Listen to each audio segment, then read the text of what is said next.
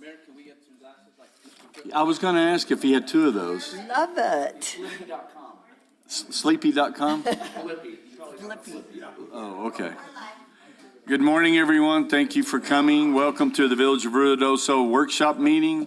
If you will go ahead and stand with me for a moment of silence, and then we'll do the pledge.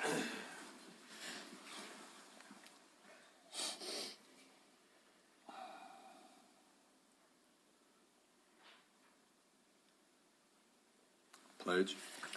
I pledge allegiance to the flag of the United States of America and to the republic for which it stands, one nation, under God, indivisible, with liberty and justice for all. I salute the flag of the state of New Mexico, the Zia symbol of perfect friendship among united cultures. All right, good morning, everybody. Hope you've already done your duty. And by duty, that's a duty. Thank you. Not like I saw Everett Brophy yesterday, and he's in the septic system business. Yep. It's called duty calls. Is that what he calls it? Oh, that's what. What? Doo-doo. Dynamic doo-doo. Yeah. Dynamic doo-doo. Yeah. Yeah, because he's got the dynamic disc. Yeah, dynamic duty. Yeah. Yeah, I mean, I wouldn't expect anything less, so he's working hard. Roll call, please, ma'am. Here. Counselor Letterman, Here. Counselor Salas, Here. Counselor Hooker, Here. Counselor Jackson, Here. Counselor Corey, Here. Counselor Eby is absent. You have a quorum. All right. Good morning, everybody, to see you. And Alex, I'm glad you made it. Perfect. 2 minutes late one day, and I'm going to ride him like a brand-new pony. Have we already done the roll call? Yes, we have. Agenda items, we'll start with discussion on T-Hanger agreement between the Village of Ruidoso, Sierra Blanca Regional Airport for Brad Stewart for Bravo 1 T-Hanger beginning November 12th. Also, item number 2 is discussion on T-Hanger agreement between the Village of Ruidoso, Sierra Blanca Regional Airport and TS Houston for Charlie 1 T-Hanger beginning November 12th, 2024. And I know that Mr. Stewart's wanting to build a new one, so he's one of those that's eager to see when we finally get our master plan going, which is on in January, February, when we get the grant. Mayor, we're finalizing that. We'll find out whenever the application processes are approved. Okay, so that we'll start that process out there, because we have a few of them that want to build. Anything to add, Mr. Lee? No, sir. And everything good on the project? They come out day before yesterday, or a couple of days ago, finished the paint. So the taxiway alpha is done, the ramp is done. The only thing they had left was a couple of places over by the private hangars Yep. that needed some crack seal done on them, just between the edge of the ramp and the driveways. Yep. But other than that, everything's complete. They'll come back when the weather permitting for the crack seal to be done. Excellent. Okay. Mayor. Yes, sir. The cards, have they gone out yet for the gate? Yes, sir. Yes. So that's in place? Yeah, you want to, go ahead. So we got it hooked up. I've started making cards. So far, I've probably handed out 15 cards. Everything's going as well as could be expected with it. Now, when you say making cards, you're able to make the cards there Yes, sir. on site? Yes, sir. I ordered Hotel. the cards that are the proximity cards, and then I can program them and assign them to a person, and then print them out with their pictures on them. And then the follow-on of that is, does it somewhere produce a record that goes, oh, Johnny came in at this time, Susie, okay? Yes, sir. In the system where the Genetec system, it tells date and time that the card was issued. Excellent. And then they have a 1-year expiration date on them, and I can put that into the system to where they expire after the 1 year. Okay, so then now I'm thinking good until the point that I've been gone for a while and it's a Saturday afternoon or a point where somebody's not there and I need to get in and my card's not working. I got to get on the plane and go home. What happens then? Well, we've still got a few kinks to work Okay, out. I'll be that guy. So, Mayor and Council, there's a couple of kinks that I think you need to be aware of. One of the things that we've identified through this system is that multiple people are sharing hangars Yeah. across the board that we didn't know, recognize, understand. So you may have one individual who's on a lease and then saying, well, I need 6 more cards. And we're saying 6 more cards, and he says, well, yes, I have pilots that share my hangars, and they're in there with 3 other planes, and they have 2 pilots apiece per plane. And so suddenly, where our contracts, and we're working with Zach right now to look at the language, where they're not necessarily allowed to sublease without acknowledging us. Prior agreement. If they do sublease, that sublease has to give a portion of that component back to the village. And we haven't been aware of those because previously with the key codes, people were just coming in and out. And so now we're recognizing a lot of those issues. I think we've been able to identify at least 6 people that are coming in and out that needed access.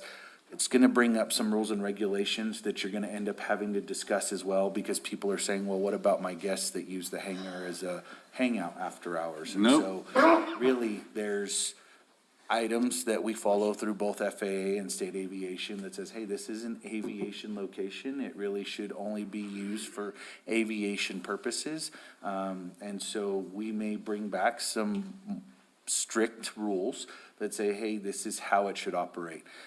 There's several pieces, and it's included in our current language of contracts, and in the last airport managers conference, and I believe in this next one, there's items related to why you should only keep aviation related items in your hangar, which frustrated some of our previous board members. Things like campers, things like cars. Well, but that's the whole point, and it specifically states it's not a storage building. Yes, sir. And so those things are there. And so we will probably bring back some more aggressive language that says it should be aviation related. There probably will be some pushback. There probably will be some issues.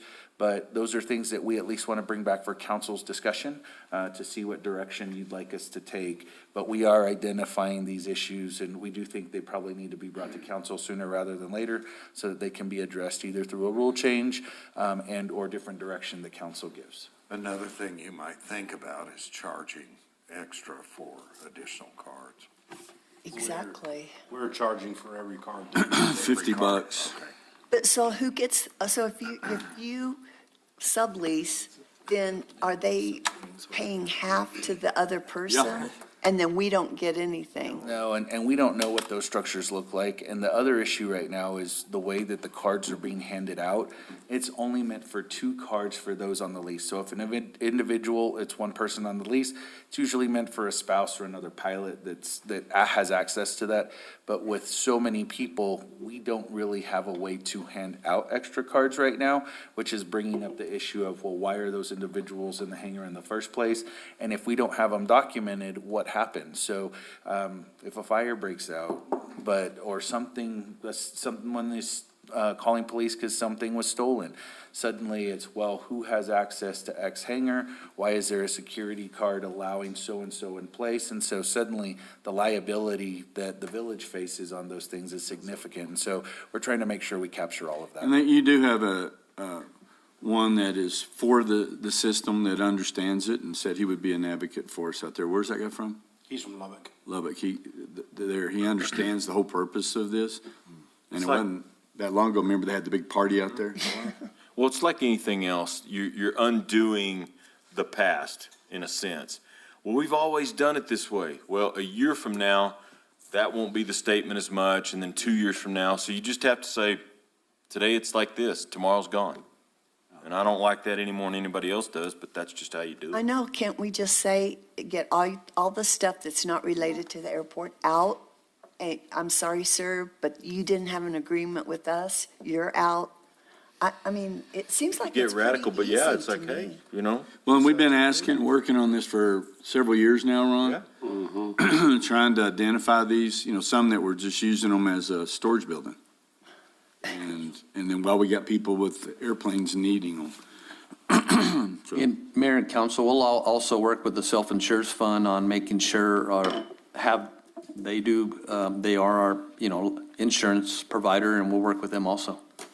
Y'all are mean, that's all I can say. There you go. All right, Mr. Mayor, just a question. So the board that you have is doesn't have involved? a board anymore. Not anymore? No, y'all fired him. I fired him and y'all confirmed it. Sorry. I'm sorry, I was asleep Yeah, that day. y'all,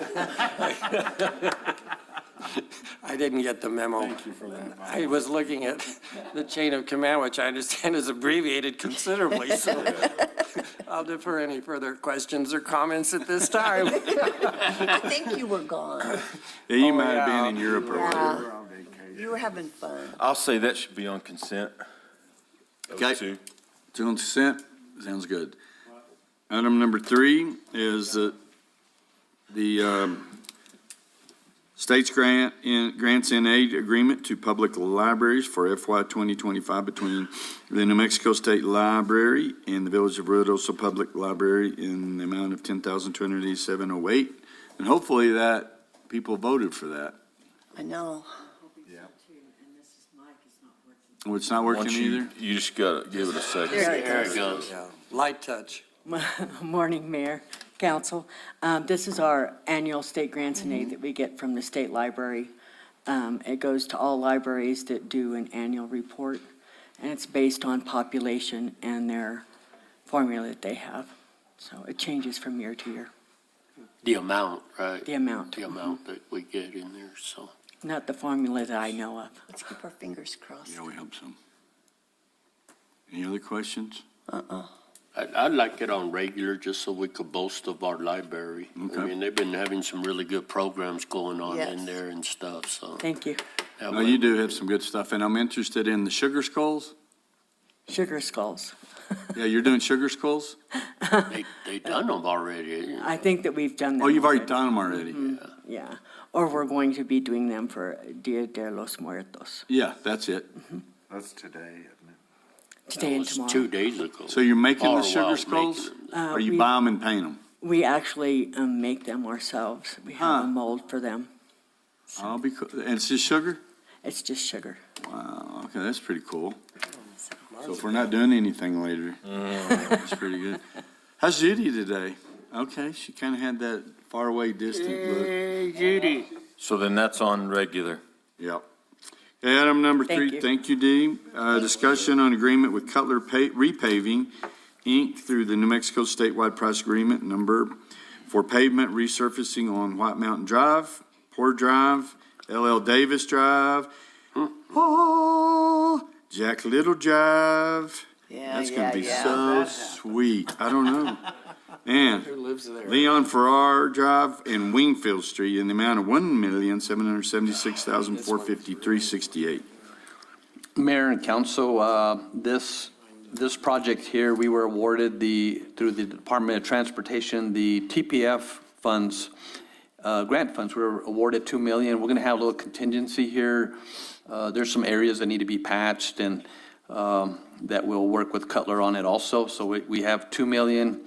We were able to work with them and negotiate to this amount here. So we're looking at April, May time period to get this work done. So we're excited about that and get those roads redone. Can you wait till April? I've been waiting this long. But if we want to I put it really on, didn't think we were gonna get it, if but, we put it on regular, I mean, I'd suggest that just to have it on there. right, absolutely. Okay, regular.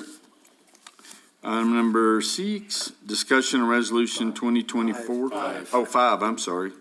Discussion on task order for US 70, New Mexico 48 intersection design with Bohannon Houston, Inc. Total project cost of $1,699,964.32, including New Mexico GRT. Mayor Crawford, members of the council, this is on the, at the Y doing the project, the design of the project, working with Bohannon. We were also awarded an EDA grant on this. This amount right here is, it may be a little bit more than this. They're going to send me, hopefully by today, they'll send me a confirm. I'm thinking about 1.7. It's right there at the, this was just a draft. But this one too, we can put on the regular. I'll have the amount on there, and we're ready to move with this one. We've already awarded Stantec for the Upper Sudworth project, and now this will be to award Bohannon on the redesign of the Y, and also the corridor going up to Muscalo Trail in that area. So we're excited on that too. I spoke to them at the infrastructure conference, and we're ready to move. We've already contacted the Department of Transportation. There's a program that we want to have a project placed on that needs to come from District 2. Francisco said he would list it on there. That way, we're doing the design. We already have that funding where the state's already dedicating to that project, and hopefully we get the construction further when we're getting close to the design being completed, so. So there's a lot of moving parts with that, so. And we have the secretary in town tomorrow. We're meeting Yes. at what time? I think 3:30, and Francisco also called me yesterday regarding, he needed the property owners there I saw them there this morning over at the Adobe Plaza and then next door. Gave them their numbers, and they're doing some sort of work in those areas, so they need to get permission to be on their property, so. What are they gonna do at Adobe Plaza? I'm not sure, he was just, he mentioned they were gonna do some sort of cleanup or something there, but I wasn't too sure exactly. He just needed some contact information, so I did provide that to him. What so. about those cabins? Did we ever get the ROE and all that? So we spoke to Mr. Darst, and he was working with the state on that and having those cabins demoed and moved out of there, but we still haven't seen anything. And he usually calls me about once a week, but, Okay. so. Mayor and council, we just had an update yesterday from the state on where they're at on commercial properties. So for the most part, on anyone that still has an outstanding ROE, they are probably 3 to 5 weeks out still on commercial properties on when they're calling to assist to clean up. So you probably won't see any movement in that area within that span of time, so. What about the other cleanup? Are they getting that done for you? Most of that is completed. They believe that they're moving quickly. There was a slow transition the last 2 weeks. There's been less trucks for whatever reason. I think they're waiting for the award on the state side Which we again. thought was already gonna be. Thought it was already done, and I haven't, did we receive confirmation on the new? No, so, The DRC contract? Yes. so they're still waiting. I think that's why you've seen the slowdown, an assumption.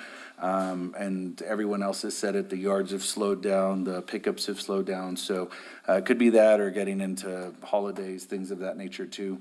But the last call I was on said that before January, they intend to finish all the cleanup within the village that had been assigned to them. So if it hasn't been assigned, how long do we wait if it's in the village for fire debris? We just need to find out if it has been assigned, and if not, get it on the assignment. So we are having those discussions. We're trying to identify, I ran into somebody yesterday that hadn't filed for PPDR and/or FEMA. And so now we're trying to figure out cascading timelines because the FEMA deadline closed.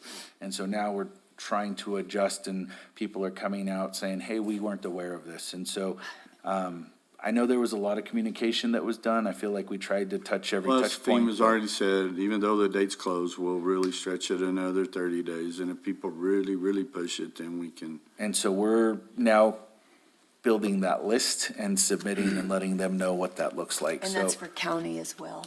Yeah, okay. And Mayor and Council, we also went over to, was that Wild Horse, Mayor? Is that the name of that place? Mr. yes. Is it Wild Horse? Oh, Williams, We went up and visited with him. He wasn't there. Well, Friday night, he blew up my phone. We spoke, I'd say for an hour Friday night, and he just said, we were out of town, but we're going to get back on that with him, trying to help him. So, we've made multiple appointments. oh, yeah. And then if we And go who over- was he? Barbara and Bill Williams, Bob Williams. Yeah, They have Wild Horse interiors, and they live above it Oh, over yeah. there, right there. yes. Yes. And I'm not sure what he wants, something about the bridges, whatever, and And we sent John Moon over there. You saw John over there with us, and John's gone this week, but we'll get back on it. I'm sorry, because it happened to me a number of Oh, no, times, now you, and it's Scooter. Y'all remember Scooter, the emergency manager from, Oh, yeah, it's his mom and dad. yep, his dad. So we're trying to take care of him, So Mayor and Council, I do have an update from Francisco. It's a future project. They're going to start a preliminary engineering to construct boxes at Brady Canyon 48. And that's what they're working on in that area there, so, by Adobe. What is it? Boxes, culverts. Box culverts, yeah. On Brady and there. They have some design funds, but not the construction funds, so they're working on that, so. Okay. All right. All right, thank you. That's a regular. And number 6, discussion on resolution 2024-44, resolution amending the Village of Ruidoso personnel policy with the addition of chapter 18, sections 1 through 5, emergency operations. Good Good morning, morning. Cheryl. Good Good morning. morning, Mayor and Council. Through this resolution, we're proposing to add an additional chapter to the personnel policy titled Emergency Operations, just to clearly define employee expectations, processes, group assignments, and where people could be placed, as well as there's a section that goes into time entry, hours worked, training requirements, and then emergency contact information, making sure that all that information is always kept up to date for us. So we initially addressed this through an administrative regulation to the staff, but after the events that occurred, we felt like we needed to have it in here. We need to train on it. We need to introduce it to new employees at orientation and so on and so forth. Mr. Emergency Manager of New Mexico of the Year. Woo! Thanks, y'all. Can you give us some specifics on what you're talking about? Yes, sir, and I want to thank Cheryl for helping me with this and getting it into the personnel policy. And so I can't take all the credit. I did borrow with integrity from the city of Sugar Land, Texas. Know that emergency manager very well, and, as you know, Sugar Land sits on the coast, so they deal with disasters quite often. So I asked them, what do you have in your policy to help your staff understand what their role is when it comes to disaster response? And so she shared this wordage and verbiage with me. And so 18-2 employee group assignments, you have basically 3 group assignments. You have Group A, which is first responders. So that's police, fire, public works, water utilities, all of those essential services that go out and provide community emergency response capabilities. Is wastewater included in that? That is included in there as well. Water utilities, public safety, that would fall under public works. Public safety dispatchers as well. Group B is other specialized emergency personnel. So that is the Emergency Operations Center personnel, airport personnel, and employees with emergency plan annex responsibilities. And so as you recall, the Emergency Operations Plan has 23 functional annexes. Well, those 23 functional annexes are assigned to each department director. So Annex C, Human Services and Mass Care, that's Bernadine. So she has an annex responsibility, and as you recall, she is the Human Services Director for the Emergency Operations Center. Then you have something called Group C, and this is the labor pool, the emergency labor pool, and we actually got to use it in action this last disaster, and it worked fairly well. This is a group that every other employee that does not have annex responsibilities or emergency responsibilities as a first responder fall into. So they could be providing meals. They could be providing shelter assistance by breaking down cots, bringing up cots, stuff like that. Errands for the EOC and Incident Command. But I stressed very heavily, Group C will not be put in immediate danger. They won't be on the fire line. They won't be in the hazardous areas. Those are more administrative functions. They are in the cold zone. They are working with us at the EOC somewhere far away from the disaster. And so those are the 3 personnel groups that each employee, when they get onboarded for the village, will be placed into. And then Cheryl, if you want to talk about hours worked and leave. Sure. So we wanted to identify that if employees are unable to work, they have the option to request approval to take leave during those times or take leave without pay. They have to use proper call-in procedures. It ties back to Chapter 8, Section 3, attendance. And then just letting people know that there is a project code for tracking purposes for all hours, and that they are required to enter those project codes when they're working the hours tied to the fire, or tied to the event, excuse me. It's not always fire. Yes. Thanks, Cheryl. And then lastly, 18-4, the National Incident Management System training requirements. By Presidential Directive Number 5, Homeland Security Directive Number 5, we are required as a municipal government to adapt to the incident command structure. And that's nationwide. So it doesn't matter if you're a state, federal, local government, if you're a private, nonprofit, you have to adapt to the National Incident Management framework. And so with that, that gives us eligibility for emergency management and public safety grants. And other federal grants that DOT gives, other things like that. And so the minimum requirement for all employees is IS 100, 700, 200, and 800. 1, 2, 7, and 8, just to be short. Those are both online courses, and we would like to have them complete within the first 50 days of employment. And again, it gives them the opportunity to understand when we switch that light switch and we go into emergency operations and we're doing continuity of government, hey, I know what an incident commander is, or I know what the EOC director, or I know how a liaison officer, a public information officer works. Again, these are for everyone. When you start getting into the Emergency Operations Center, then we require 300 and 400 to get you a little bit more knowledge into emergency management and how things work in the EOC. But that's really what you have in front of you. Thank you, Cheryl, for helping us develop this, and we'll stand for any questions. Cheryl, did Zach review this? Yes, sir, he did. Anybody? Mayor, council, we also had Dina Holcomb reviewed it as well, so Dina and Zach both. So when do they get trained? Just on OTJ, just right here? OGT, OJT?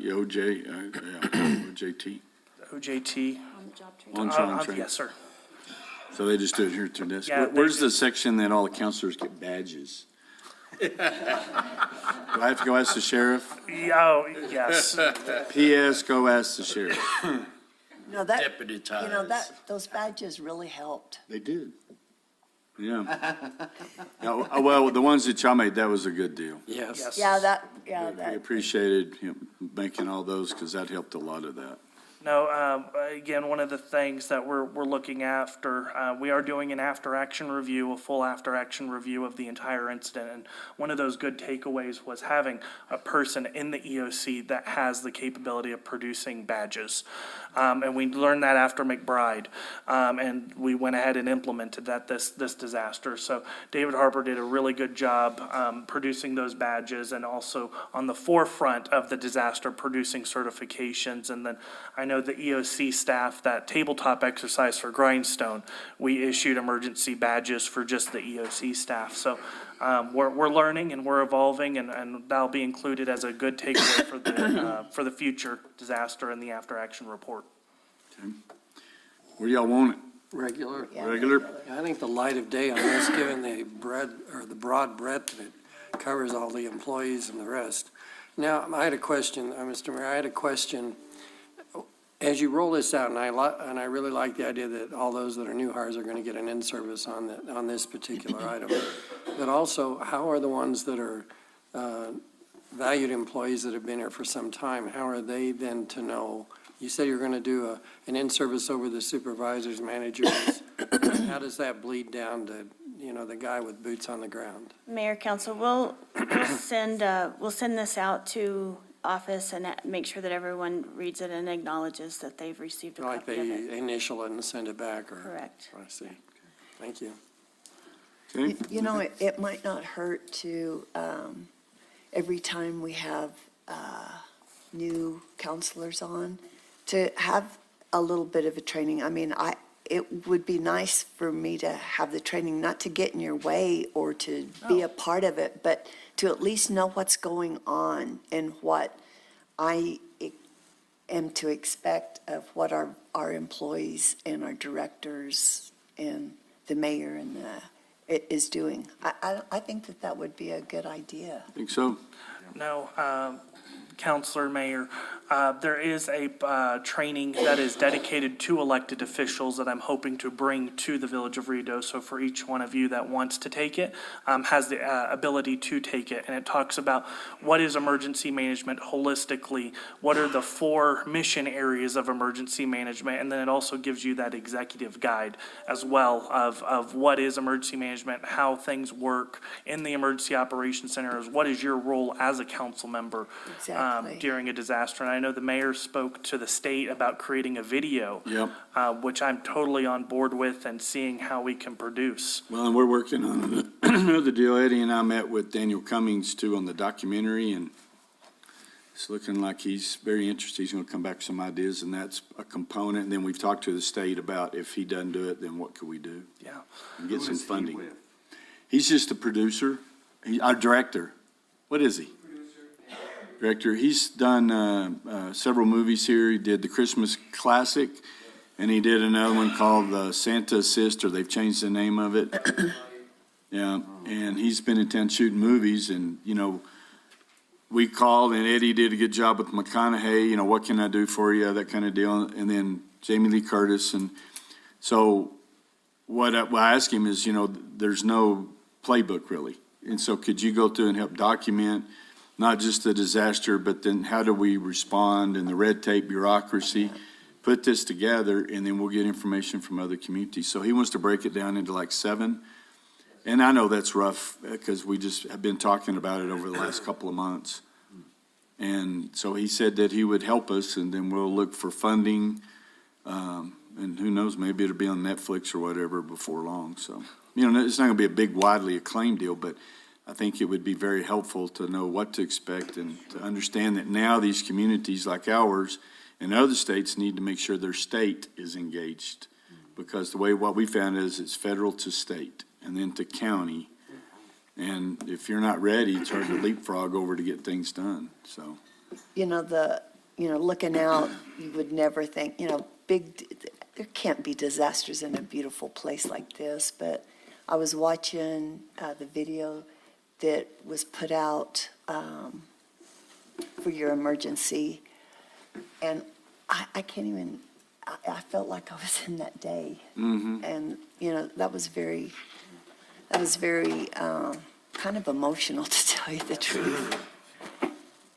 It was a traumatic experience, and I told Cheryl, it was a couple of weeks ago, or not a couple of weeks ago. It seems like the other day, but it was, how can we provide assistance to our employees? And I said, don't throw all your resources now.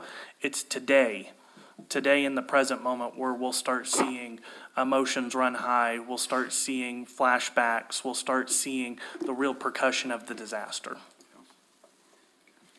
Okay, item number 7. DC, Thank you very much. This is you, emergency sirens? and DC and AC, Oh, okay. they've been helping too, so. Excuse me. Federal Signal Corporation alerting and notification systems in the amount of $410,785.02. Morning, gentlemen. Good morning. Morning, everyone, again. So with this, you have 2 parts to this. You have the new installation of the sirens that we were going to purchase from Federal Signal, and that's going to be 6. So you're going to have 3 tone sirens, and then you're going to have 3 tone and voice over IP sirens. And so one of the things that we did learn, again, from the South Fork fire, when we're doing full city evacuations, and now we have a complex response to disasters, fires, now the floods. A siren, a tone siren might not work to understand the threat that's present at that moment. And so in key areas like Midtown, along the evacuation route on Grindstone, these sirens that will be placed can voice what the actual emergency is. And so it's not just a one-tone siren, tune into 1490 AM to a get additional information, that siren will actually tell you what that threat is and then understand what the protective action you need to take. So there's a wildfire emergency, take US 70 to Roswell. That's what that siren can say. But again, those have a much shorter range in terms of verbal and hearing abilities. That's why you have the tone siren. And so those tone sirens will get the attention of those areas in those canyons to understand what that threat is and to tune into 1490 like what we've been instructing folks to do. And so that's the quote 561. Again, this is turnkey from Federal Signal. They will be working with P&M to install these sirens, the 6 additional sirens. But as we recall last year, we didn't really have a chance and we were kind of at a stalemate of installing the 3 sirens that we already own. Plus, we needed some additional equipment that was not included in the original order. So we are purchasing that additional equipment as well as the turnkey solution and getting those implemented. What's the turnaround time, Eric? Turnaround time, once we get everything filed, and Ron thankfully worked with the system to get a grant, and that grant is through, Mayor and council, working with DFA again, our best friend is being able to utilize some of our McBride funding that we had from 2 years. We need to spend it by June 30th, 2025. Able to pay this 100% with that McBride funds. Good work. So, Ron's been hitting a bunch of those little home runs like that, or big So- home runs. So that was the reason for going with a turnkey, let them handle all of it. That way we have a project, we're not having to go and procure electrician. And one of our local electricians is part of this project. And we work with him quite a bit, but he'll be hired through Federal Signal. Mayor and Council Corey, the answer to your question is hopefully weather dependent. We'll have them up by next fire season, depending on the grant. Kate, do you have anything to add? Unless you want to, if you'd like to know the locations that were. Yeah, I would. That'd be great, yeah. Okay, so basically, we're looking at the new locations are gonna be on Hull and Gavilan. There'll be one place there by that water tank. And then we have one, it's called Hell Hole over on Highway 70, so we can touch the Pine Cliff area. Yeah, up and up. And then we're looking at putting some at Station 1, over possibly at the Wingfield House. Where's the other? Upper Canyon. Oh, at the very end of the Upper Canyon, yes, sir. There's already one at Gavilan and Hull though, right? But it's not working. No, sir. There's one there. I asked 2 questions. Yeah, there's not one there. Yes, right now that's one of the areas that's weak, we haven't been able to notify, like the White Mountain Meadows area, they don't really hear the sirens besides. Right. Down by the. My house, you can barely hear it. You can hear the one from Station 2. Yeah. And Mayor Crawford, Councilor Corey, we will get a date of the timeline on this project too. We're wanting to move quickly with it. We need to spend the money down, and we just wanted to, we'll get all that scheduled and get going. So is this regular? Yeah. Yes. Town and Country, do we have good signal in Town and Country area? That's up behind the bank. What's it called? Pioneer Bank. Pioneer Bank, up back in the area. Do we have good signal back there? Club Gas. And Yeah, that area up behind Club Gas. Yeah, we have 3, we have one on Wax Pine, we have one, which will be replaced because it burned in the fire. Okay, that's the one I was. And then we have one on Pikes Peak, which is on top of Swiss Shoal Lake, Right. that one hits it as well. Okay. Eric, when you present this, I think if you could let everyone know that you're actively doing a postmortem on the actual emergency and. The after-action review? Yeah. Yes, sir. DC, you have anything? No, sir. And Mayor and Council, I just, DC and AC have been involved in this with, along with Eric.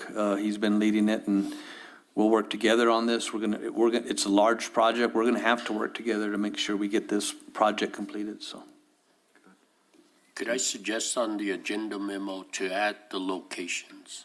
Oh, that's a great idea. Just to put them on there, so Okay. as people are reading it, they could say, okay, I'm getting one in my neighborhood or something. That's a great idea. But those aren't the ones that are going to be voice activated. so we're still trying to figure out which areas the voice activated will be. We're, again, thinking large public spaces, so Cade mentioned the Wingfield House. That is along Meacham and Sudworth, right there at the corner. We know that's a key evacuation point, and so one will go there.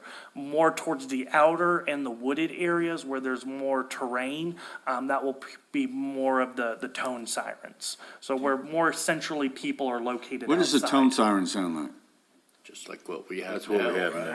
I can, my voice isn't that high, but it's, So it's not that, it's not that.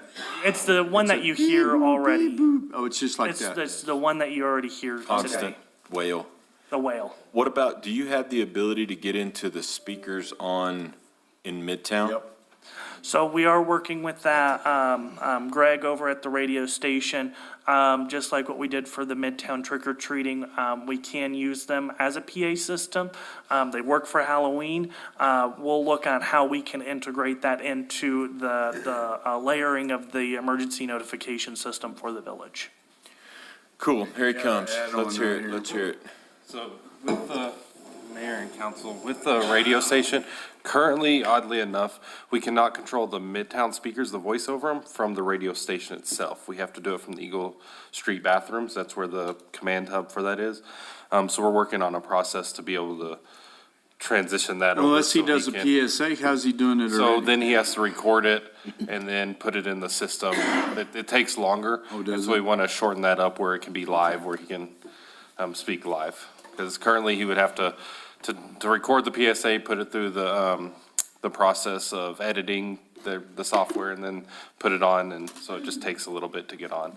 So that's where we're trying to expedite that process. Eric, you want to touch on some of the conversation? Don't leave. Stay How there, it's going to please. apply to, with PNM, you know, and the potential for PSPS? Yes, sir. And ironically, I actually got a call from the county emergency manager this morning, and so they are actually meeting with the county this morning as well. So yesterday, the mayor, along with the public safety folks here in Ruidoso, Ron and Michael, met with PNM's executive team as well as their resilience team. And so they are continuing with the initial proposed public safety power shutoffs. Those are looking to be in effect for next wildfire season, which was the gist of that conversation. They want to have all of their plans as well as their software mapping capabilities and infrastructure ready to go for next spring. And so with that, working again with our partners, like the county, like the state of New Mexico, we're looking at doing a tabletop exercise with PNM. They seem very receptive to that before pre-fire season to understand how will the notification process work when it comes to notification of the public as well as notification of the government entity that it might be impacted. They originally initially rolled this out as we're just going to shut the whole village down. From our conversations yesterday, they're looking at isolating their grid into a couple of sections. However, the village is a small geographical area, and so if they're having high winds on one side of the village, it could be very possible that there's high winds on the other side of the village. But we also know that it's snowing on Angus, but it's not snowing in Midtown. And so we know that weather is complex here. And so they were really receptive to understanding our policies and procedures to react to what they're going to be doing and hopefully integrating in data sharing, which again, at first they were very hands-off, standoffish. We're going to do it and that's it. They're looking to more integrate and understand what are reactions to a potential public safety power shutoff. In addition to the public safety power shutoff, we also talked about wildfire mitigation, thinning right-of-ways, understanding the homeowner's responsibility when a tree service that's contracted by PNM comes and cuts down trees. Whose responsibility is it to maintain and take away that tree debris that falls when they come through and clear? And so overall, I think it was a productive meeting with PNM. We talked about funding, we talked about a lot of things. Hopefully we can Legislative get stuff that- legislative stuff on board, yes, Mayor. And so with that, we'll be working again to integrate our plans and emergency operations plans, so we're not shocked and understand what the threats are in the future from Eric, are PNM. you working with the chamber? A little bit, but 'Cause I'm concerned about the impact on businesses and the other concern I've got is how long.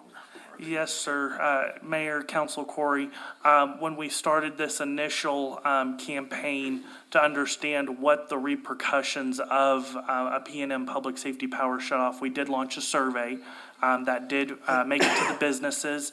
Working with the PIO and Kerry, we're probably going to bring that survey back, understand how long can you go until you start seeing repercussions for your business? Is it 4 hours? Is it 4 days? Understanding what impact to that to that business is. When we're working with the Chamber of Commerce, we know that we'll probably work with PNM to look at some spark protectors or some surge protectors. I know that was discussed yesterday. For businesses, For businesses, computers. yes, sir. And then just the general public. Yes, sir. And so the Chamber of Commerce does have an important role to play. We just need to figure out where to plug them in and use them best. NRMA. Yes. And then a lot of this was to identify an early warning system, so we start putting the narrative out to the community that there may be. So that people that are on dialysis during the fire, we found out that we had a lot of people on dialysis. We had no idea, in-home. So that they can be prepared, oxygen, all those things, so people are ready. Or money in your pocket. Or money in your pocket, or if you're vulnerable, you need to leave, or if we gotta come get you, they got their number. What, did they say, Mayor, did they say, like, what the wind, the amount of wind, like 70 miles an hour and we're shutting you out? Or is it just, So that's, It's just, Counselor Letterman, that still was a very gray area in the topic of discussion. They said that they're using these threat matrix. However, in review of their plan and in conversations yesterday, they never gave the specified threshold or parameters of what needs to be hit. They did kind of elaborate on a medium, high, very high threshold in regards to wind, as well as encompassing the RH factors, red flag warnings, everything like that, but it was still pretty vague to understand. because, they started out, we're just gonna do it, and then we push back and other people push back to, what are your parameters? All of that. They're even talking about getting the portable weather systems like we've looked at before that test all of this. Because when we had 90 mile an hour, when McBride hit, it was 40 miles an hour out at the airport. So, they got to understand. And Mayor and Council also, last year when we spoke with them, it was going to be like 3 days before they get the power back on. Now it's just hours, maybe 8 to 12 hours, just like a regular outage. It may just be like an outage that occurred. they said that they would have to go through all the grids to make sure that nothing was on. Yeah, trace all the lines, Yes. 400 miles. Yes, they have to inspect all the lines before they can put the power back on. Yeah. So. But talk about the thinning ordinance, that's part of it. Yes, sir. Mayor, Council, so the thinning ordinance that we already have in place, I know that we're discussing possibly amending that from 10 years to 5 years, but also producing that to the legislative session and seeing if we can implement that statewide. And so PNM with their delegation, seeing how they can buy into that opportunity to help us promote our cause and lead the state and wildfire mitigation and set the example for the state. So that would be the county as well. Yes. And then So that's to it's- work with the insurance companies, because insurance is driving a lot of this too, Yeah. Yes. so. No, and to your point, Mayor, I know you mentioned the weather stations. Another actionable item that came from that is, since we're both looking at weather stations, them possibly flipping the bill on adding weather stations and then having us access it and the National Weather Service access it. Because you are right, the ROS station that we pull from comes from Sierra Blanca Regional Airport, so many miles away that does not accurately reflect the in-town weather conditions. areas. Would it be kind of like the flood stations that we have now? Yeah, that with the kinda cameras, watches a yeah, little bit? but this one would be, we talked about this before, and they were getting really prohibitive, because some of the ones we were looking at, their top wind speed was like 50 or miles an hour, so we need one to go way up. And some of them have video cameras, they have RH, they have everything on them. We're looking at putting one at Grindstone, one maybe at the edge of town, spreading them in different areas, and then actually, if they have cameras, tie them into our overall camera system, so. Yes. That was good, and they were really expensive, so I'm excited to see. They did talk about a potential for that. Yeah, I'll be excited if they get that, because that helps us, especially rain gauges. Everything weather helps us right now, because weather does play a vital role in how we have our tourist industries, how we do emergency response and public safety. So we're really looking forward to hopefully a good partnership. Sucks that they're having to do this, but at least they're cooperating and they're communicating at the very least. Okay, did you have something else? Oh, it did? I'm sorry. That's motor mouth me. Just hold up there, big boy. I was just, Mr. Mayor, I asked Matthew to stay just because of the kiosk in Midtown. Yeah. Yes, sir. So that kiosk in Midtown is actually owned by the RMA. It's not owned by us. They are working on currently purchasing a new one. That has been broken. Twice. It's been broke for a few months. Somebody hit it And with. my vote is just forget about it. But Yeah. Somebody hit it with a beer bottle the first time, and I'm pretty sure that's what happened the second time as well. But yeah, so they are trying to, I know, they are switching over executive directors now. Their previous executive director left last week, so they're in the process of hiring a new one. But that was one of the projects she was working on, was finding they actually had a refurbished, that same company had a refurbished unit that was, 25 grand? yeah, about 25,000 that they were looking at. Is and it so- that vital, right? I mean, is that 25,000 worth it?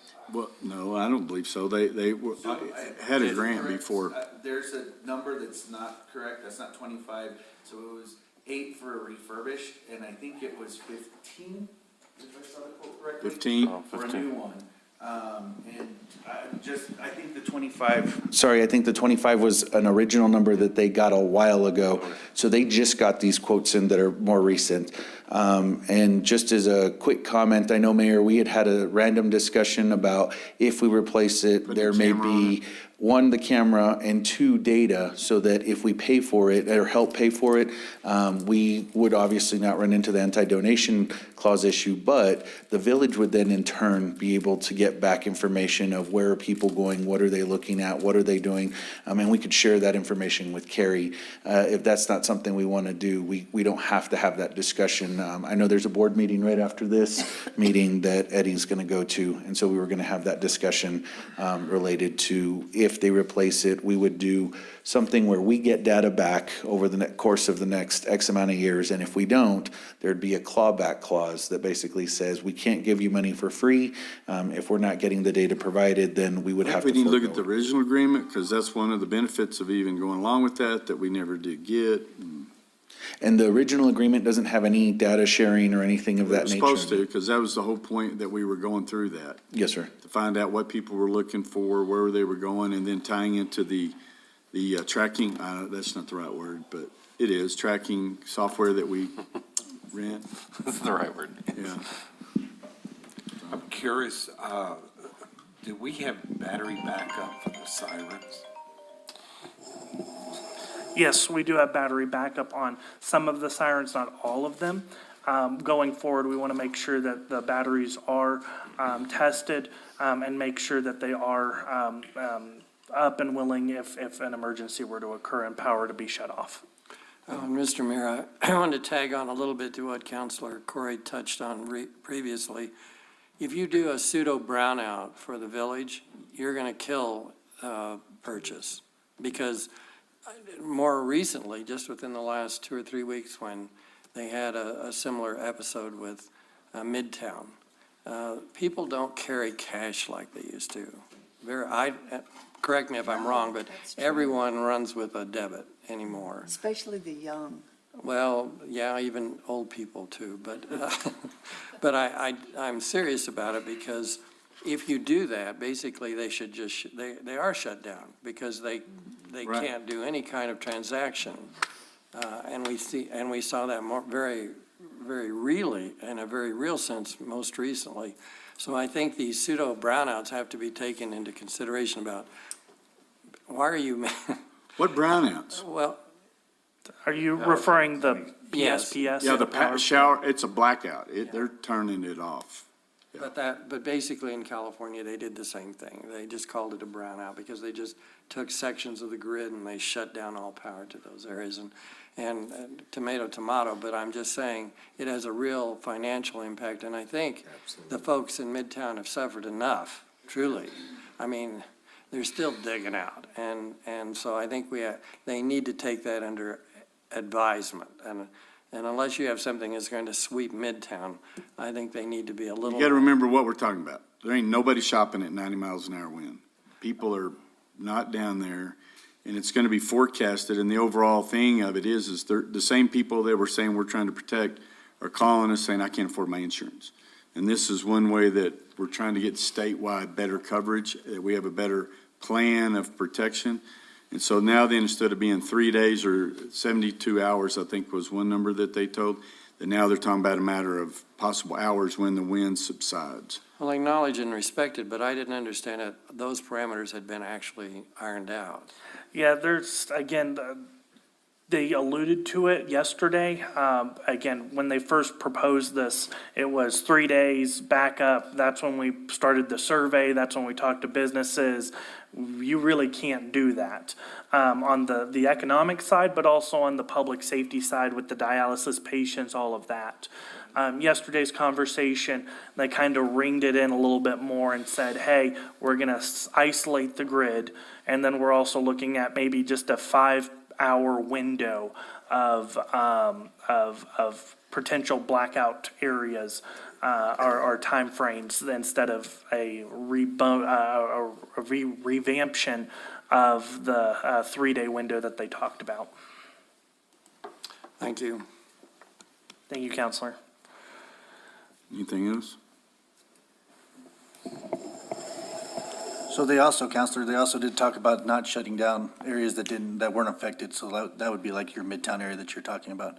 So if they shut down the northern side of town because it's heavily or with the timbers and everything is heavier, they're not gonna shut down Midtown. Oh, that's right. So- And key areas they were talking about, like the hospital, but everybody's trying to have backup generators. Correct. Talked to them, and they said if there was a fire, active fire, If there's an active fire, they're gonna go ahead and turn on all the power, so we have access to our pumps, emergency sirens and everything like that. So they had those, and then they also talked about, it's gonna be in extreme situations, like you're gonna have your 1,000-hour fuels, your 100-hour fuels, they're gonna be combustible.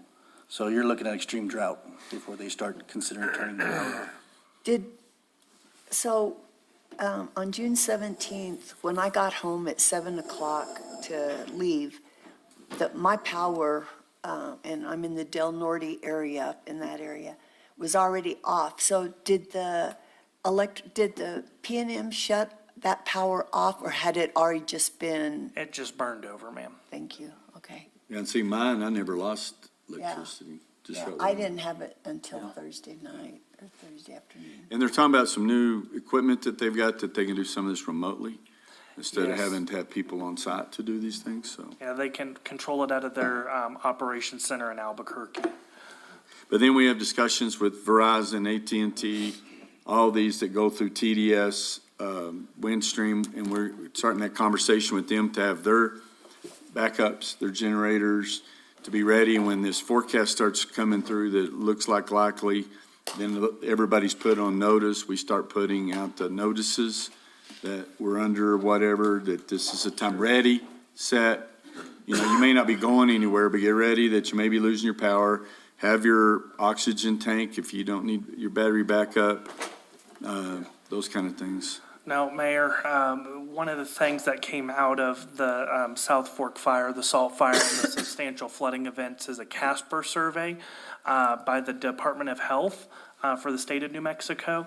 That is a survey that polls individuals post-disaster on public safety and public health needs.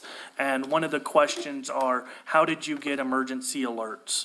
And over 50% responded, said they used their phone for emergency alerts, if it was the Call Me Ruidoso system or the wireless emergency alert that we sent out through the iPOS system.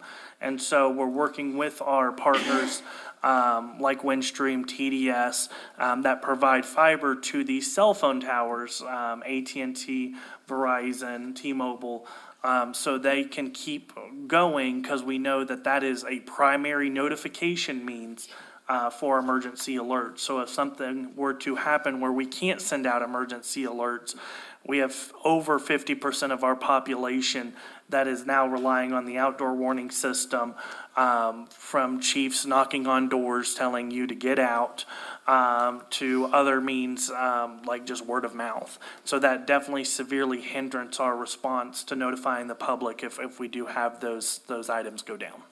And Mr. Mayor, I just have a health and safety concern. On most oxygen systems, especially for those that are chronically using oxygen, they're using a concentrator. So it's really dependent on 120 volt power. Yes, sir. And so and jumping ahead, yes, they do have a little e-tank, but that's basically for small, out-of-house walking or shopping or whatever they're using it for. Probably has, depending on the liter flow, probably has at least maybe a 2-hour, 4-hour window of use. So bouncing ahead, what my question is, because that is a very familiar and most commonly used form other than liquid, which again, you have to power charge the container.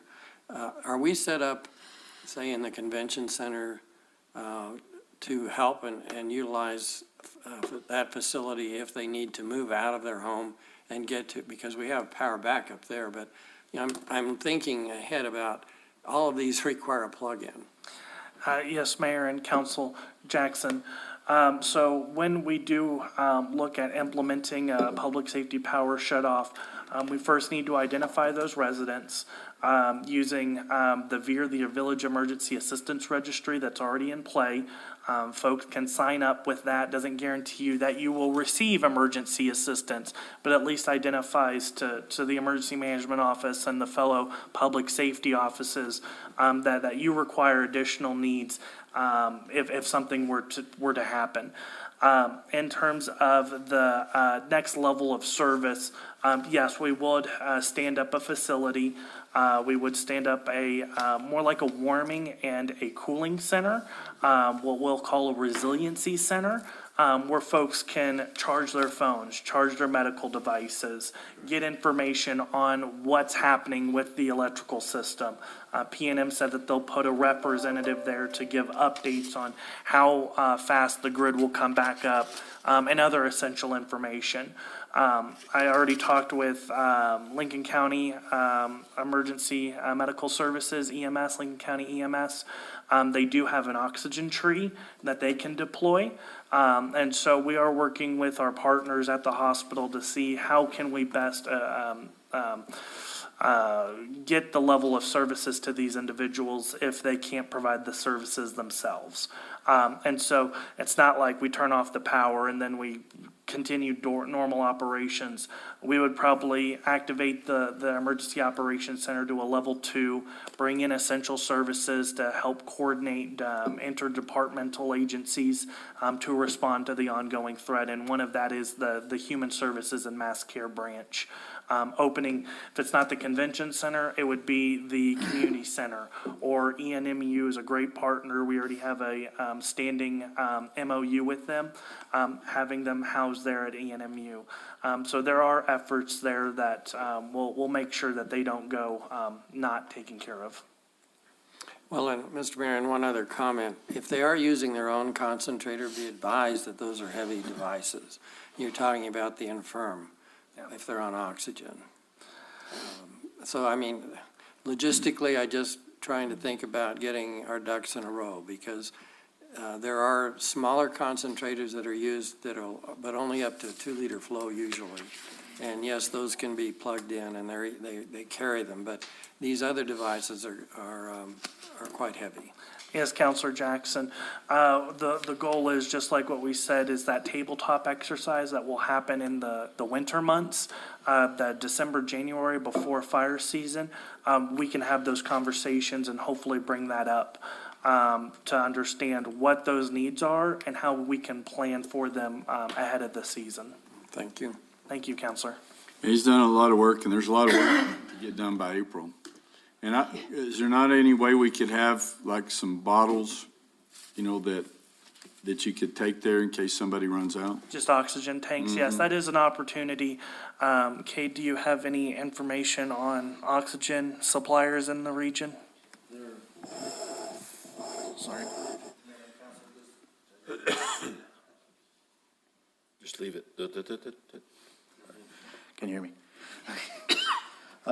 The suppliers in the region is gonna be like American Oxygen. That's it. Everybody else is gonna come from Roswell and Alamogordo. So, but that's gonna be limited. They're gonna be, like the councilman's just saying, there's a whole bunch of people we have an older, the residents are older in this area right now, so you're gonna have a whole lot of those people on oxygen. And that's our biggest concern, because they're not gonna have a huge concentrator, like he's saying. Those things are about 30, 40 pounds, and they take up a lot of room. So I don't know what the tree is that EMS has, but that's gonna be a huge concern for us. Does your CO2 trailer, will it do that type of? No, it would be. No, it's just Yeah. air. It's just room air, Gotcha. 23% or 21%. Correct. So just those things. I know you're looking at all that, cots, and that goes along with your employee thing that you talked about, either who's going to be in charge of setting those things up. Yes, sir. We have a lot of things to do before next fire season, especially on top of the new risk of flooding, post-burn scar flooding. Just as a reminder that that's not going away. We'll continue to see flooding events for the next 7 years.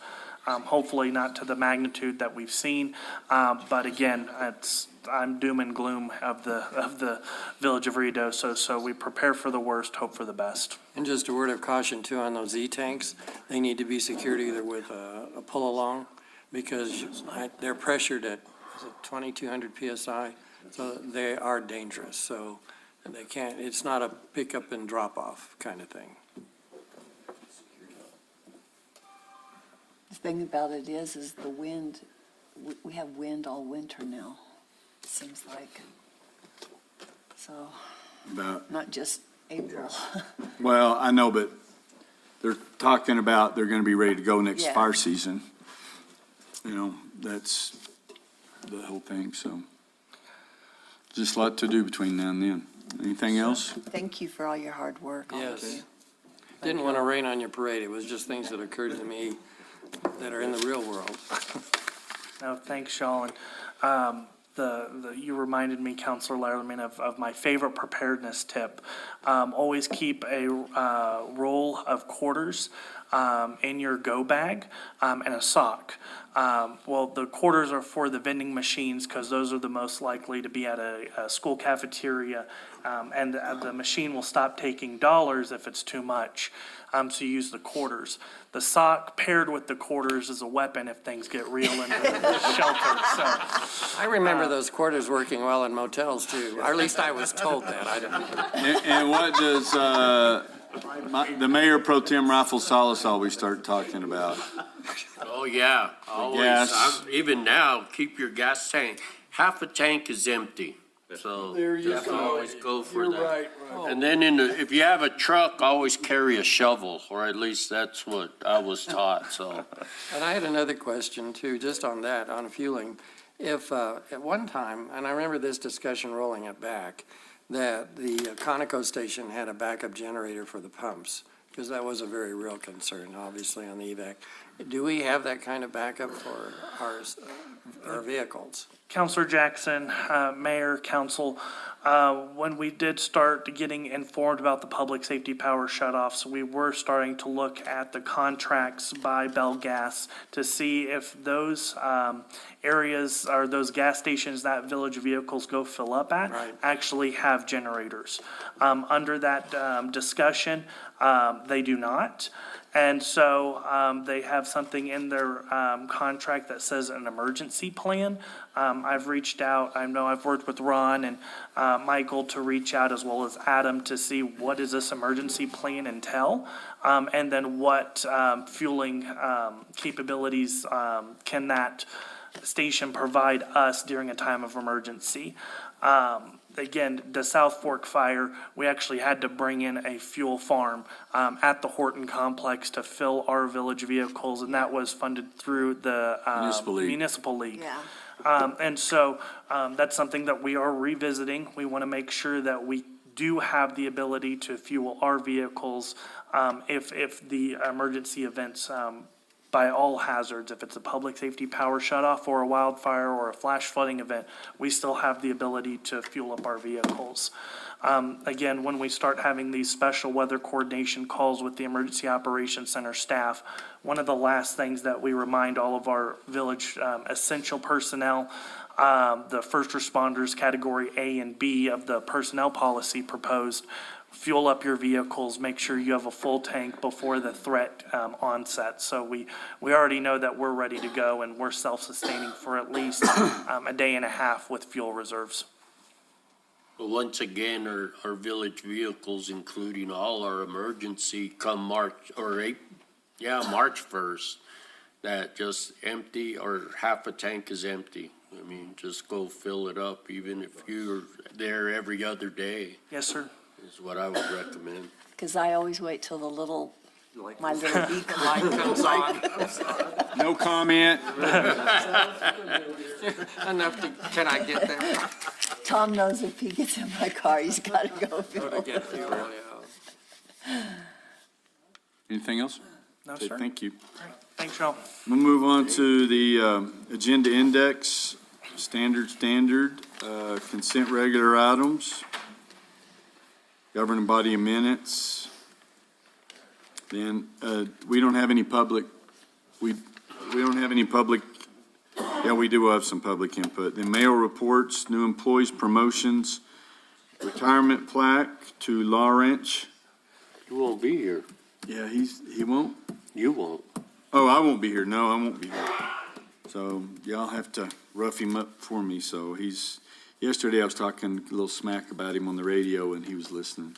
Is he? Well, he's still here around or whatever, but he's kind of not really here. And his last official day is the end November. of this At month. the end of this month. Yep.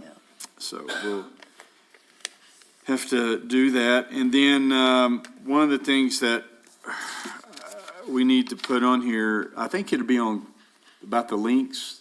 That should be in closed session. Closed session, Yeah, right? closed session, okay, because we've got some updates on that we're working with right now. Then the manager's report, is there anything in particular y'all want to discuss?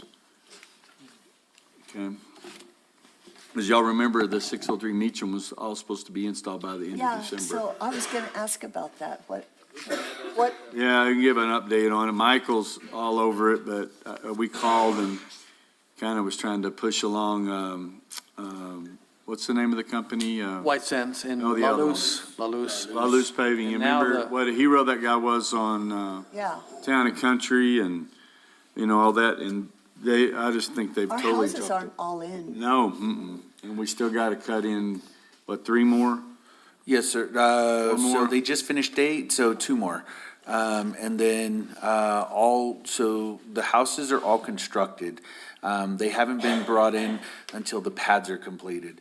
They just finished pouring 6, 7, and 8. And so then they need to cut 9 and 10. Once they cut 9 and 10, we should see at least 2 more homes in the next 2 weeks being brought in and set. So the one that was just sitting there was now set up on top. And those other 2 pads are ready to have homes set. So we should be seeing that move more quickly. What made us think that we could have that done by June 30th?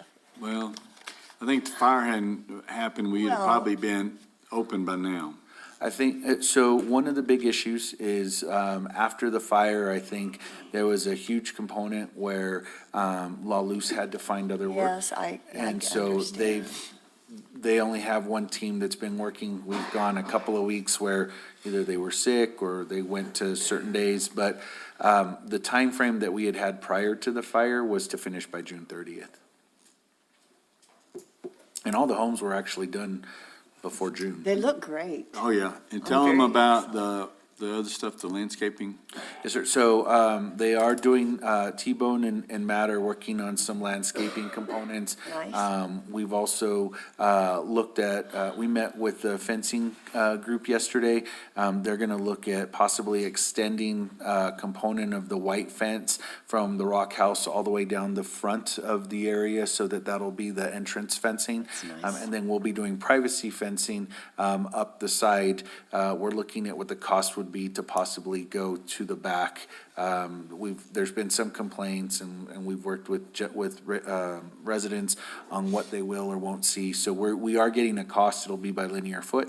We'll have two costs. One is going to be for the panel that faces out. And obviously there's a panel that'll face in, or a double facing panel that can be capped. That'll be more expensive, but it'll have two nice sides of a fence. And so we'll be looking at that.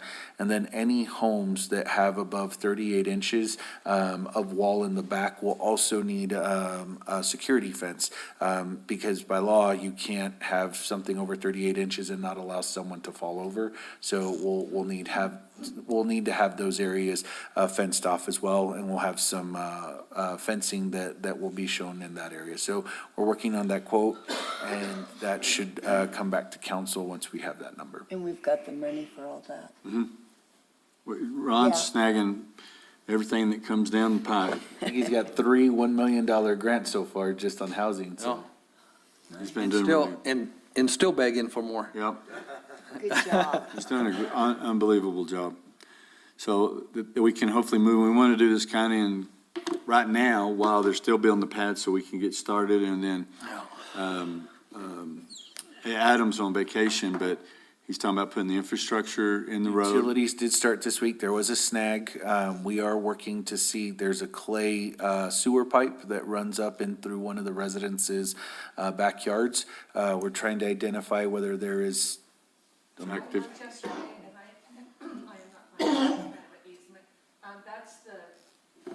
Long Heights subdivision. I did pinpoint it down to that, but I have not been able to find anything else because that's what Poor and Great, no, Grove. right.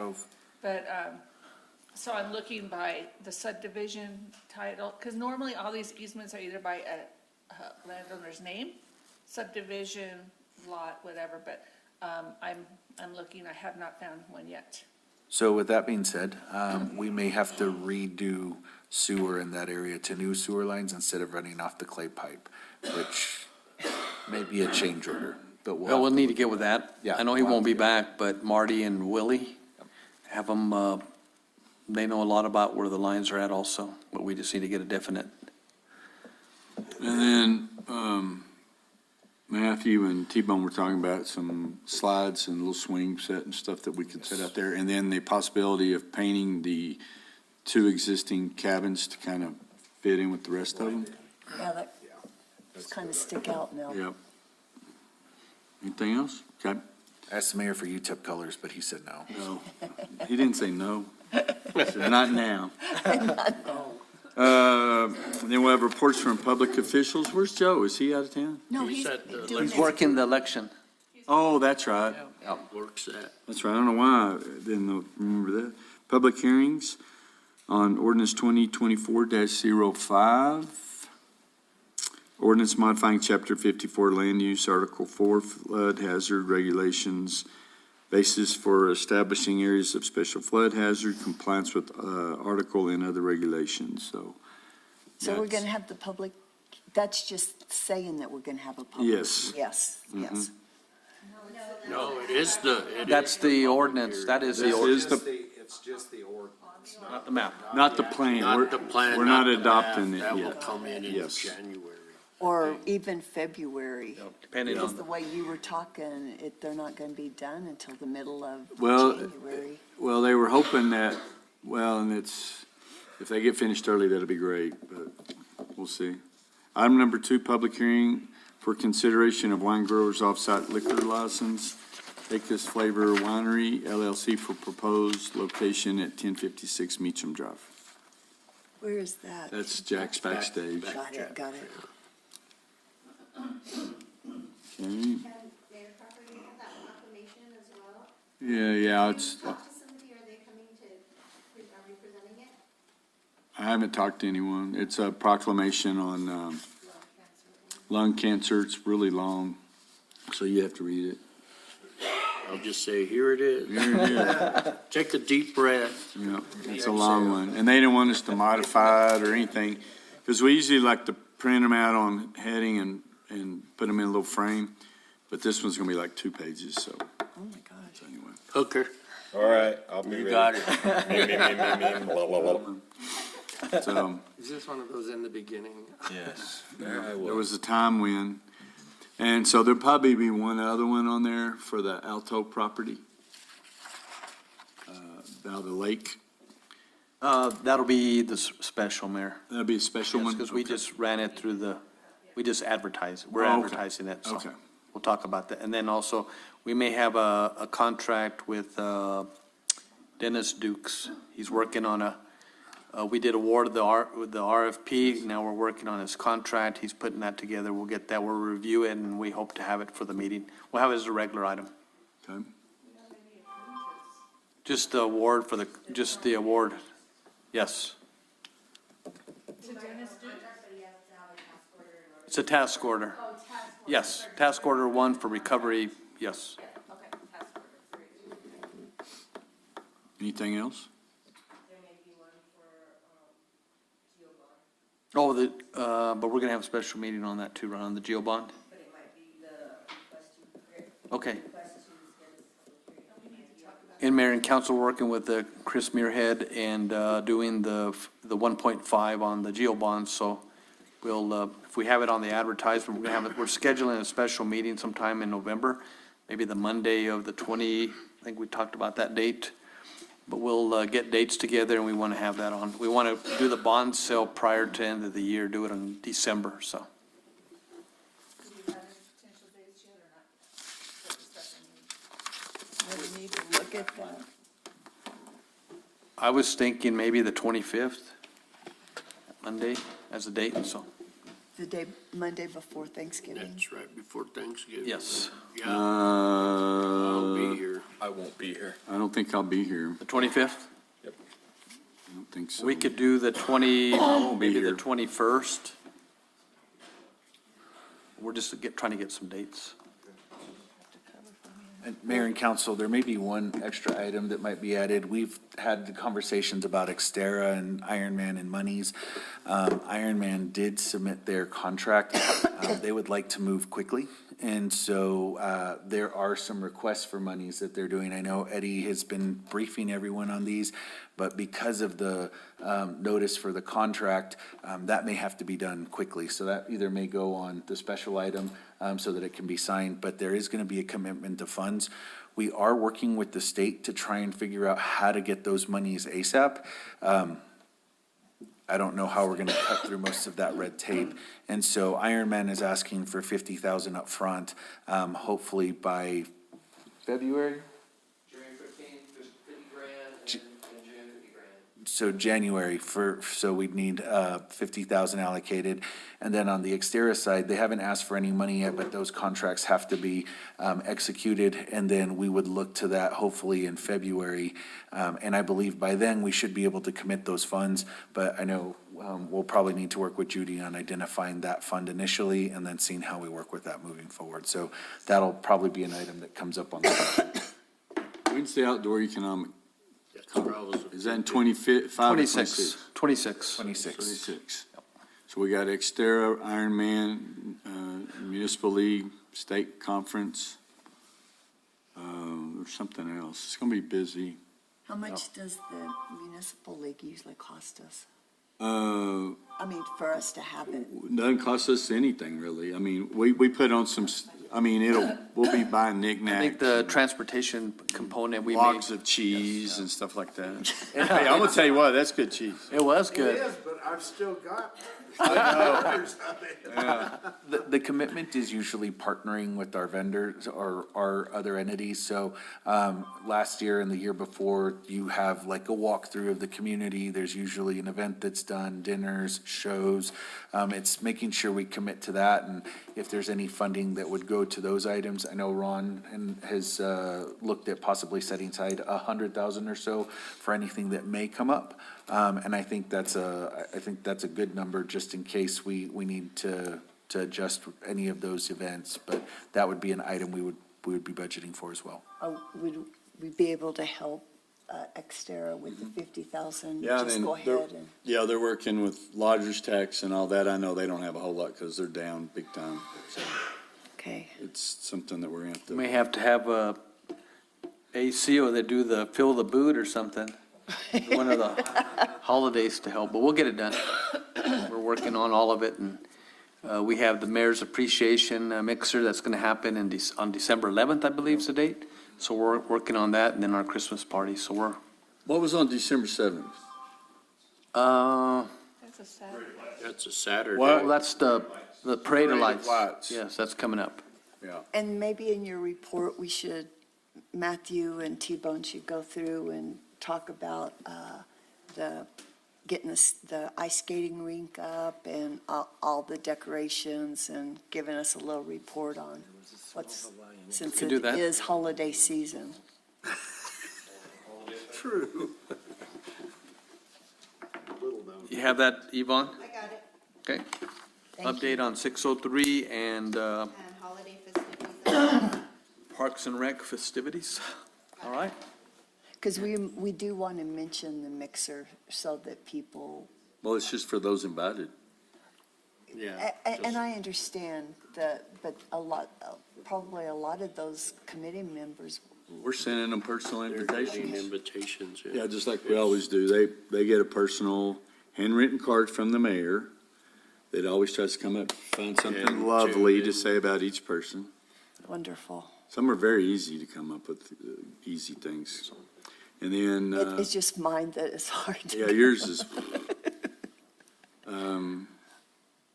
And then the lights are being started already with the new bucket truck. If y'all haven't seen it, it's Yeah. beautiful. Oh, we bought it. Yes, it's beautiful. It was out here the other day. I had to stop and look because it was so amazing. It was really good. Yeah. Is it a 60-foot boom? That's wonderful. That's really good. Yeah, so we've,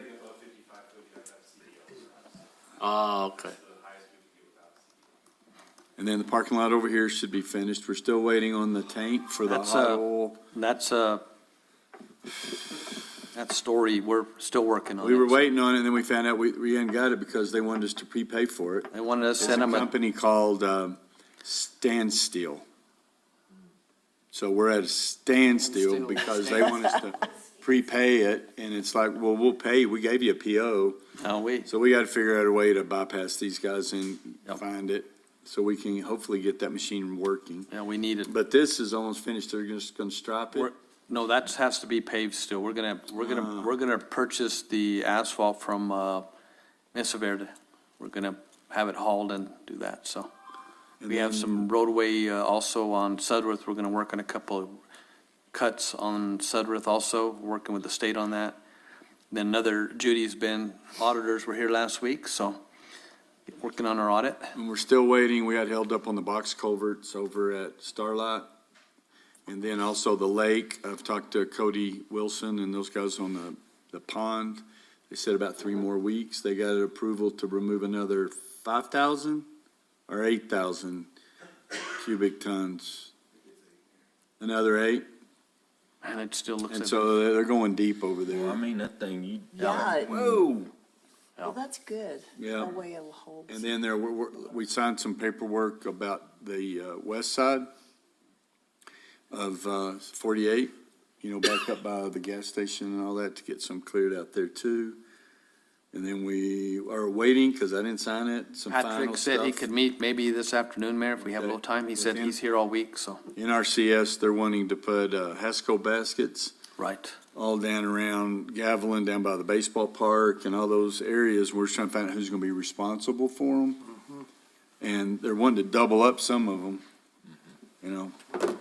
So, there's just a lot of those things that we're looking Would at. that be right around where the residents are? Mhm. Yeah, and then it shows how it goes back up Yeah. around the river and some additional things that we're looking at. Because we've already signed the overall encompassing contract. Now we're looking, just like we do when we have task orders, because we weren't getting notified, and so we had to make sure they understood that it's our property, and we're wanting to know when and what's happening. And look at scope of work. We're meeting tomorrow at the track to see if they're gonna get started down there, because there's still a big holdup over there. We hear it's FEMA, we hear it's lawyers, we don't know. What else? To move the sewer? No, to get scope of work on what they're gonna do with the bridge, and then we will dovetail into that with our sewer and move it out. Okay. We got an interview here in a little bit for possibility on water management, because we did 2 interviews And then already. we also just posted yesterday 2 positions, 2 vacant positions, so. And then we have Assistant a Finance Director and our Executive assistant, for, and then we have one, also new one posted for, at the convention center. Yep. Caitlin's went to work for the hospital. and I believe that Denise also, you're going to have a vacancy at the library, somebody. Oh, no. We had, What? Who? so, Okay. all right. Cheryl's been busy. Wow. Yeah, Mama Cheryl. Anything else anyone can think of? If something comes up, just let Ron and these guys know. There seems like there was one other thing, but I don't quite remember what, yeah. But hopefully we'll have some information, because I do know that the links, you know, they would like to get this thing consummated by the end of the year. Okay. Anything else? Mr. Bada boom, bada bing. Is that it? Okay, That's it. well, that concludes the agenda for today. This meeting is adjourned. Thank you.